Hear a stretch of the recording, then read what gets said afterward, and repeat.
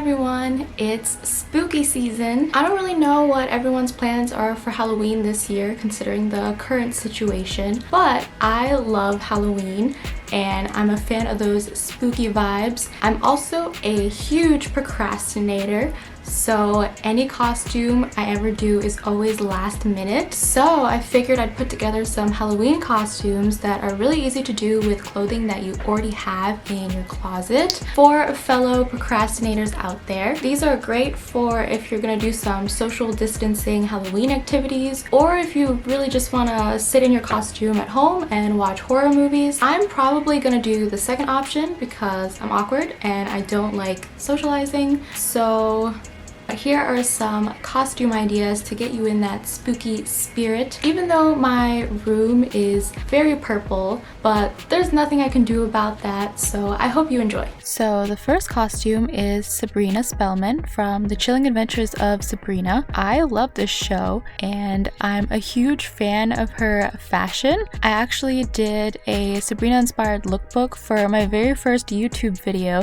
where I recreated this same look. So I figured it was perfect for a Halloween costume, but I basically recreated the classic Sabrina outfit with this red sweater and this black skirt. I added a pair of tights since Sabrina always wears tights with all her outfits, and then I paired it with these black boots to keep with that very dark color palette. In the show, she always wears a red jacket with almost all of her outfits, but since I don't own a red jacket, I went with this plaid one in a very similar style. It matches with the red and black color scheme, and she also wears a lot of plaid in the show, so it still fits perfectly with that Sabrina vibe. She also wears this really cool red messenger style bag that she brings around with her, so the closest thing I had to that is this cute red vintage style shoulder bag. For my makeup, I kept it really natural and just did my normal everyday look. And for my hair, I also just kept it the same because I basically have the same hair as her. I just added this headband to complete the look because she always wears a black headband. And now this costume is the perfect look for casting some spells or saving your friends from hell. This next costume is really easy to do. I just went for a 60s girl look. So basically any kind of colorful turtleneck or mock neck top will work for this look. I went with this long-sleeved purple one and tucked it into this white skirt that has the perfect silhouette for a 60s vibe. And to complete the costume, I went with these knee-high boots. Honestly, a pair of white knee-high boots will work a lot better for this style, but I didn't own a pair, so these gray knee-high boots work pretty well too. I had already straightened my hair earlier in the week, which took quite a bit of time, so if you have naturally straight hair, you can save an hour of your time for this costume. But after straightening my hair, I just added that iconic 60s hair flip look by curling my hair around my straightener. For my makeup, I really wanted to do a cool retro look, but I'm not the best at doing a graphic liner, so I didn't attempt that because I would probably have ruined the look. So I just went for a lot of purple eyeshadow and tried to wing it out on the ends to give it sort of a more cat eye shape. And finally, for my earrings, I added these cute plastic retro earrings in a purple color to complete the color palette. And that is the finished costume. Okay, so I know this costume is really overdone. So many people have recreated this look of Sandy from Grease, but that's because it's really easy to do, so it makes for a great last-minute costume. All you need is an all-black outfit. I went for this black off-the-shoulder top and paired it with these pants that have half leather and half fabric on the legs, since I didn't have fully leather pants like hers. I also didn't have a leather jacket, so I went for this black cropped one in a similar style, which works equally well. And then for shoes, I added these heels to complete her scandalous transformation. I pretty much already have her hair for this look, so I basically just messed it up a bit and did a deep side part and pinned it to the side with some bobby pins. And to really complete her bad bitch look, I added some gold hoop earrings and a bold red lip. And now you can confidently rock this scandalous look as a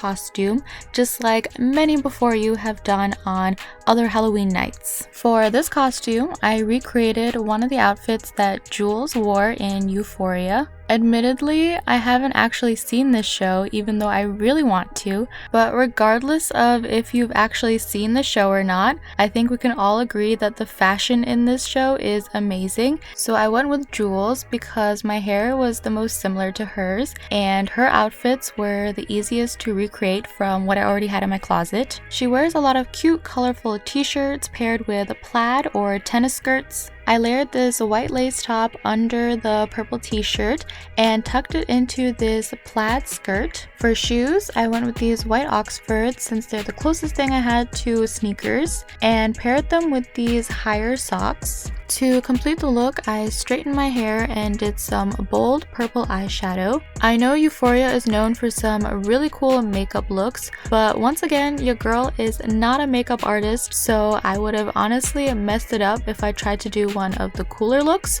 So I just added a lot of different shades of purple eyeshadow to my eyelid. So this next costume is a little bit dorky, but it's kind of cute. If you happen to have a yellow top in your closet, you can be Arthur the Aardvark for Halloween. I put on this yellow crop t-shirt that shows a bit of my midriff, so it's a little more scandalous than what Arthur would wear, but I layered it over this button-up polo top with the collar peeking out and paired it with these high-waisted light blue jeans. To finish off the Arthur look, I added a pair of Converse and this brown backpack. I kept my makeup very natural, but added a pair of glasses since Arthur always wears his round glasses. And finally, I put my hair up into space buns to kind of make them look like a pair of ears. And there you have it, a very cute and simple Halloween costume if you're too lazy to put anything else together. This is a very tame version of the actual character, but here's a Harley Quinn costume. I paired this red crop top with these regular jean shorts. For the jacket, I went with this patchwork denim one that definitely does not replace the look of a bomber jacket, but this is the best that I could find. I then added a pair of tights and some chunky white boots. Harley Quinn's tights are ripped and messy, but I wasn't about to ruin my favorite tights for this, so I feel like the fishnet pattern is scandalous enough. I tied my hair into pigtails, and somehow they look even more crazy and uneven than Harley Quinn's hair. I just could not get my hair to work in this hairstyle, but crazy is kind of her brand, so I guess it works. And of course, for the makeup, I did the red and blue eyeshadow. I basically just packed on the color all over my eyelids and then smudged it out a lot at the bottom so it looks like it's kind of running down my face. Then I used my eyeliner to draw a little heart on my cheek. I added some bold red lipstick and also smudged that out for that crazy look. So if you're really out of ideas for a costume and you happen to have a unicorn horn lying around, you can be a unicorn for Halloween. But you can basically just wear a lot of pastels for this costume.